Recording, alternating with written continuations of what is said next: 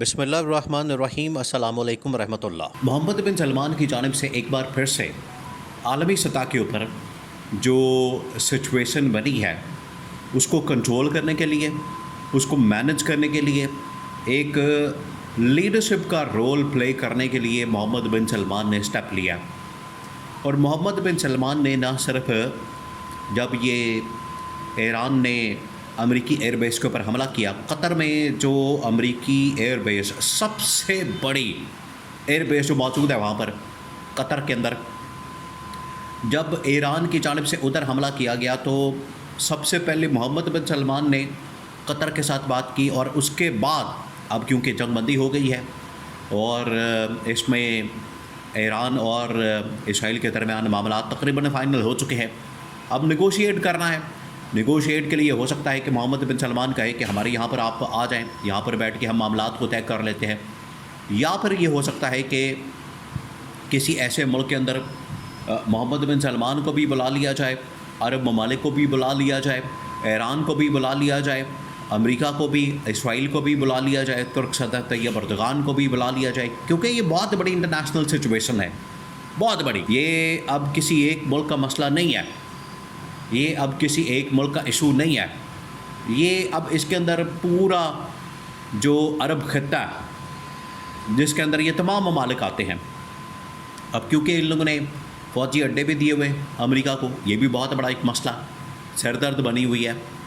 ان کو یہ پتہ ہے۔ اب انہوں نے اس کے اوپر سوچا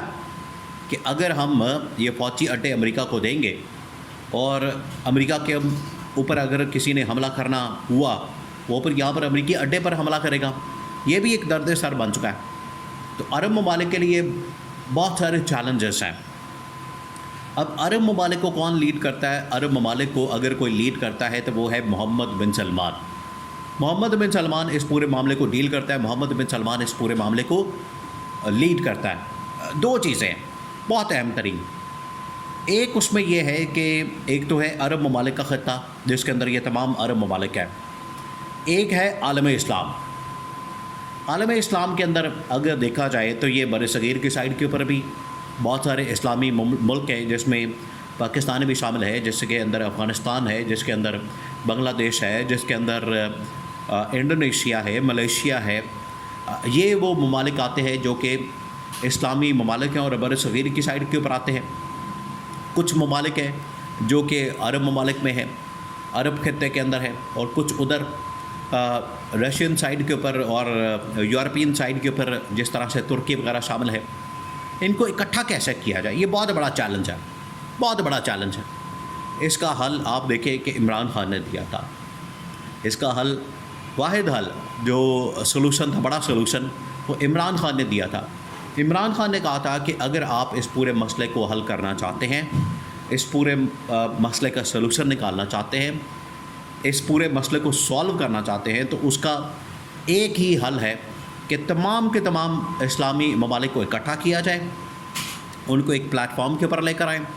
ایک پلیٹ فارم کے اوپر لا کے تو آپ ایسا کریں کہ ایک نئی OIC یا تو بنا دیں، یا پھر کیونکہ یہ جو موجودہ اس وقت OIC کام کر رہی ہے، آرگنائزیشن آف اسلامک کنٹریز،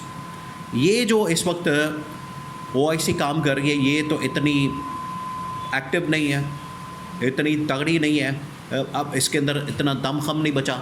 اس کے اندر اب اتنی طاقت نہیں بچی، ہمت نہیں بچی، اور اس کے اندر اب اتنی قوت نہیں ہے کہ اگر ایران کے اوپر حملہ ہو جائے۔ دیکھیں یہ OIC کی موجودگی میں تو سارا کچھ ہوا پچھلے تقریباً 7-8 سالوں سے۔ عمران خان کے خلاف رجیم چینج آپریشن ہوا، پاکستان میں امریکہ نے مداخلت کی، پھر اس کے بعد عراق، شام، لیبیا، یمن، پھر اس کے بعد لبنان، یہ تمام ممالک جو ہے یہاں پر اسرائیل نے براہ راست حملے کیے۔ کوئی روکنے کے لیے آیا؟ OIC روکنے کے لیے آئی؟ OIC نے یہاں پر کوئی مداخلت کی نہیں کی۔ تو یہ پچھلے تقریباً کوئی 10 سالوں میں OIC مکمل طور پر بے نقاب ہو گئی، یا آپ کہہ لیں کہ ناکام ہو گئی، کیونکہ اس کے پلے کچھ بچا ہی نہیں، وہ اس مسئلے کو حل کروا ہی نہیں سکا۔ اصولاً تو چاہیے یہ تھا کہ اس مسئلے میں یہ آتے اور اس مسئلے کو حل کرواتے اور اس مسئلے کو سالو کرتے اور یہاں پر اس مسئلے کو مینج کرتے۔ یہ OIC کی سب سے بڑی ذمہ داری تھی، OIC کے اوپر یہ سب سے بڑا یہ رول تھا، ان کا ٹاسک تھا،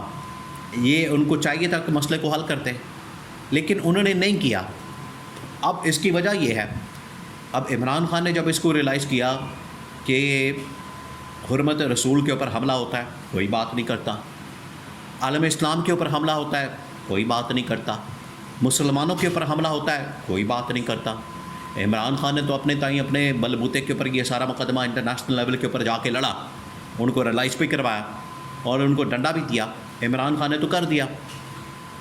عمران خان نے کہا کہ یہ کتنی دیر تک چلے گا معاملہ اس طرح سے، اگر ہم اکیلے کھڑے رہیں گے اس طرح سے تو کوئی بھی ملک ہمارے اوپر حملہ کر کے چلا جائے گا، ہم تو منہ دیکھتے رہ جائیں گے، کوئی ہماری ناموس رسالت کے اوپر حملہ کر کے چلا جائے گا، ہم تو منہ دیکھتے رہیں گے، اس کا حل نکالنا چاہیے۔ وہ پھر عمران خان نے تجویز کیا تھا۔ آج اس کی سخت ضرورت محسوس ہو رہی ہے، آج اس کی ضرورت کو محسوس کیا جا رہا ہے۔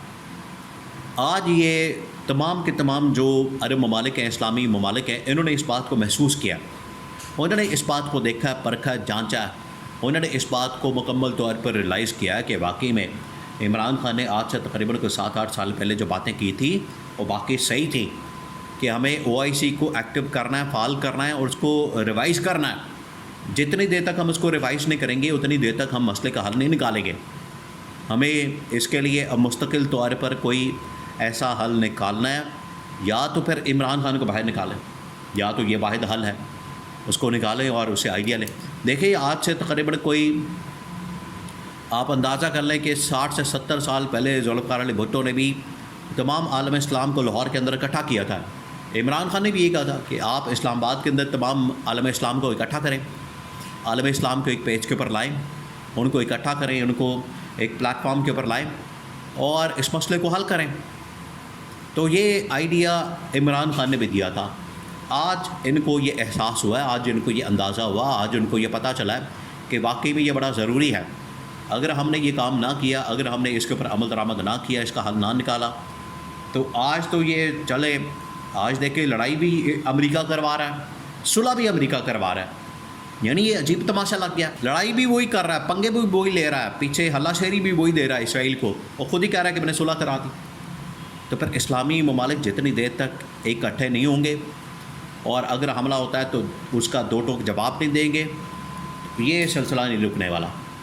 اس وجہ سے محمد بن سلمان نے کہا کہ عمران خان وہ واحد آدمی ہے، یہ تمام کے تمام جو سعودی وہاں کے ٹاپ لیڈرشپ کے اندر جتنے شہزادے پرنس وہاں پر موجود ہیں، وہ ساری کی ساری گورنمنٹ کے اندر موجود ہیں،